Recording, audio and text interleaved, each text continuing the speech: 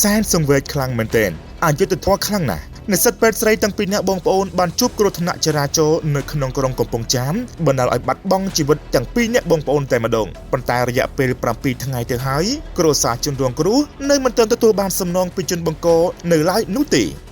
បងប្អូនប្រិយមិត្តជាទីមេត្រីនិស្សិតពេទ្យស្រីទាំងពីរនាក់បងប្អូនដែលមានឈ្មោះប្រាជ្ញចន្ទ្រានិងឈ្មោះប្រាជ្ញចត្រារស់នៅភូមិក្រសាំងខឃុំសាន់កស្រុកកំពង់ស្វាយខេត្តកំពង់ធំដែលជនរងគ្រោះទាំងពីរនាក់បងប្អូនបានបន្តការសិក្សារៀនសូត្រនៅសាកលវិទ្យាល័យកំពង់ចាមដែលបានជួបគ្រោះថ្នាក់ចរាចរណ៍បង្កឡើងដោយរថយន្តបែនដឹកដីធុនធំមួយគ្រឿងដែលបានបើកបុកម៉ូតូនិងកិនទៅលើជនរងគ្រោះទាំងពីរនាក់បណ្ដាលឲ្យស្លាប់ទាំងពីរនាក់យ៉ាងអនាចអធមបន្ទាប់ពីជនរងគ្រោះទាំងពីរនាក់ត្រូវបានបញ្ជូនទៅដល់មន្ទីរពេទ្យបង្អែកខេត្តកំពង់ចាមនិងបន្តបញ្ជូនមកកាន់មន្ទីរពេទ្យកាឡាម៉ែតរាជធានីភ្នំពេញហើយករណីគ្រោះថ្នាក់ចរាចរណ៍នេះដែរកើតឡើងនៅក្នុងក្រុងកំពង់ចាមកាលពីវេលាម៉ោង 7:34 នាទីព្រឹកក្នុងពេលដែលអ្នកទាំងពីរកំពុងធ្វើដំណើរទៅសាលាកាលពីថ្ងៃទី28 ខែមីនាឆ្នាំ2025កន្លងទៅថ្មីនេះពូលគឺមានរយៈពេល1សប្តាហ៍ទៅហើយនៅក្នុងករណីនេះដែរមន្ត្រីនគរបាលចរាចរណ៍ក្រុងកំពង់ចាមនៅមិនទាន់រកឃើញរថយន្តបង្ក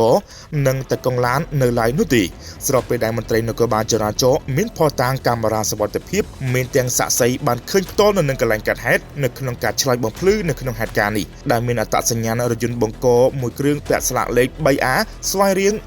1660បើកបរដោយឈ្មោះញ័រចន្ទាភេទប្រុសអាយុ25ឆ្នាំមានទីលំនៅនៅភូមិត្រពាំងព្រះលក្ខណ៍ឃុំត្រពាំងសេះស្រុកព្រៃឈរខេត្តកំពង់ចាមដែលជាអ្នកស៊ីឈ្នួលបើករថយន្តដឹកដីឲ្យម្ចាស់ឡានដែលមានឈ្មោះហេងដុល្លាររស់នៅខេត្តកំពង់ចាមដែលបានព្យាយាមលាក់រថយន្តរបស់ខ្លួនមកដល់ពេលនេះទៅហើយសមត្ថកិច្ចនៅតែមិនទាន់រកឃើញរថយន្តបង្ក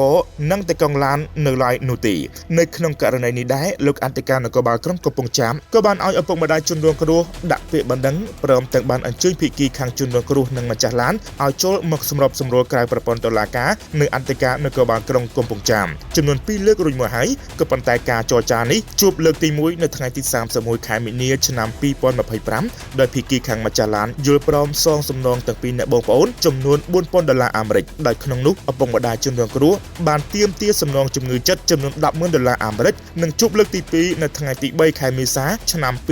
2025ដោយភាគីខាងបង្កបានដំឡើងផ្ដល់ជូនសំណងចំនួន$7,000អាមេរិកហើយភាគីខាងឪពុកម្ដាយជនរងគ្រោះសុំសំណងចំនួន